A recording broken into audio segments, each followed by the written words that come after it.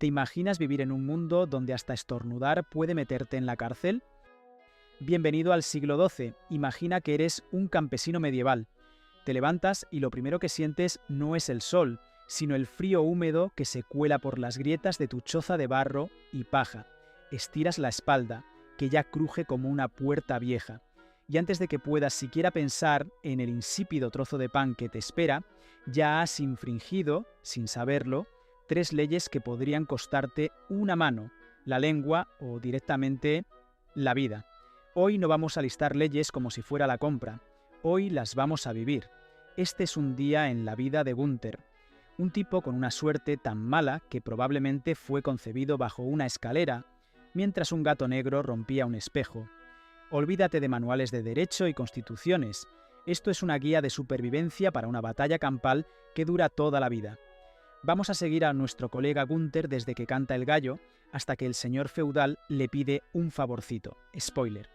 El día se le va a hacer más largo que un discurso de político sin puntos ni comas.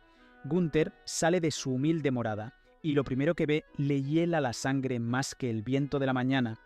Su vecino, Yadrik, ese que siempre le mira el huerto con cara de querer expropiárselo, está moviendo la valla de su terreno, no un poco, un palmo entero. En una época donde cada centímetro de tierra era la diferencia entre comer y no comer, eso era una declaración de guerra. ¿Qué hace Gunther? ¿Le grita? ¿Coge una horca? No, eso sería demasiado simple y acabaría con él en un calabozo. Así que recurre a la tecnología punta de la justicia normanda. Se arrodilla en el barro, levanta las manos al cielo como si fuera a recibir un poder divino y grita: «Haro, Haro, a mi ayuda, a mi príncipe, que se me hace entuerto».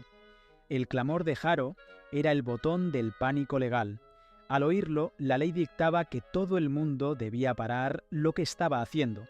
El herrero soltaba el martillo, la lechera el cubo, y todos debían ayudar a Gunther a llevar al infractor ante la justicia. Yadrik se queda congelado, con la valla en la mano como una estatua pillada en pleno delito. Era el equivalente medieval a tuitear a una celebridad para que te solucione un problema, pero con un 100% de efectividad. Eso sí, tenía su riesgo. Si lo usabas en falso y la corte decidía que tu queja era una tontería, la multa por falso Haro te haría vender hasta el burro, y probablemente a tu primo lejano también. Con el tema de la valla en manos del alguacil, Gunther tiene otro problema: hambre. Necesita hacer pan, pero su pequeño molino de mano, una herencia de su abuelo, es ilegal. Tiene que ir al molino del señor. Es una de las banalidades. Los monopolios feudales, el molino, el horno, la prensa del vino, todo era del señor. Usarlo costaba dinero, o, mejor dicho, grano. Era como si hoy tu compañía de internet te prohibiera leer un libro porque no lo estás viendo en su plataforma. Una suscripción obligatoria al Feudal Plus. Al llegar, el molinero, un tipo con más harina en la ropa que buenas intenciones, coge su pala y saca una porción generosa del grano de Gunther. Es el pago, su parte del pastel, y curiosamente la pala del molinero siempre parecía un poco más grande cuando el señor no miraba. Un robo legalizado. Ya sin parte de su grano, Gunther va al mercado, necesita cambiar unos huevos por un trozo de cuero para sus sandalias, y entonces la ve, una tela de un azul intenso, tan viva que parece de otro mundo. Se acerca, hipnotizado, el vendedor le mira de arriba abajo y suelta una carcajada. Eso no es para ti, amigo. Leyes suntuarias. El color, el tejido y hasta el largo de la túnica estaban regulados por clase social. No era solo por joder, era para que nadie se confundiera. Una sociedad de castas necesita su código de vestimenta como una boda pija, pero a nivel nacional. El púrpura y el armiño, solo para la realeza. La seda, para los nobles ricos. Ese azul intenso, para mercaderes adinerados. Y para Gunther, el marrón, el gris y el beige. La paleta de la humildad. Esa tela azul era para la versión de pago de la sociedad. Y tú, Gunther, vienes con la versión de prueba. Asúmelo. Frustrado y sintiéndose más gris que su túnica, Gunther se va a la taberna, a por una cerveza caliente, turbia, pero al menos suya. El ambiente está caldeado, la gente discute, bebe, se queja, pero cuidado con lo que dices. En muchas partes de Europa, los insultos tenían multa.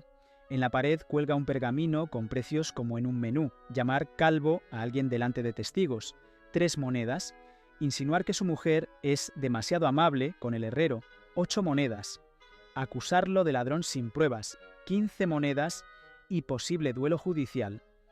Las discusiones medievales no eran en redes sociales, eran en el juzgado y te costaban las gallinas de un mes. Era un impuesto de la paz, una manera de evitar que cada borrachera acabara en navajazos. Ya de camino a casa, mientras cae el sol, Gunther estornuda, un estornudo potente, de esos que te reinician el alma. Justo al lado, la vaca del cura, el animal más sobrevalorado del pueblo, estaba bebiendo agua. Del susto, la vaca vuelca el cubo, y su vecino Iadric, que pasaba por ahí, grita: «¡Brujería! Le ha echado un mal de ojo a la vaca del cura». En menos de lo que canta un gallo, Gunther está atado y ante el juez. La acusación es absurda, pero en esa época el miedo pesaba más que la lógica. El juez, con una sonrisa de teletienda, le ofrece las pruebas divinas. ¿Prefieres caminar sobre brasas o que te tiren al río atado? Si eliges el fuego, el cura bendice un hierro candente. Debes caminar 9 pasos con él en la mano. Luego te vendan. Si la herida sana limpia en 3 días, inocente. Si se infecta, culpable y muerto, 2 por 1. La del agua es aún mejor. Te atan de pies y manos y te lanzan al río bendecido. Si flotas, el agua pura te rechaza, culpable. Si te hundes, el agua te acepta, inocente. Pequeño detalle, tienes que sobrevivir para celebrarlo. De alguna manera, Gunther sobrevive, y eso, en el siglo XII, ya es una victoria. Ha pasado un día navegando un campo de minas legal donde un grito, una tela o un estornudo podían arruinarte. Estas leyes no eran solo caprichos, eran el software primitivo de una sociedad que intentaba poner orden con las herramientas que tenía. Miedo, fe y jerarquía. Era brutal, sí, pero fue el primer borrador de lo que siglos después serían los derechos, los jurados y la justicia moderna. ¿Y a ti? ¿En qué parte del día te habrían pillado? A mí en la taberna, por llamar calvo a alguien. Si te ha gustado ver sufrir a Gunther, dale like, suscríbete y activa la campanita para no perderte más desgracias históricas. Nos vemos en el próximo mordisco a la historia.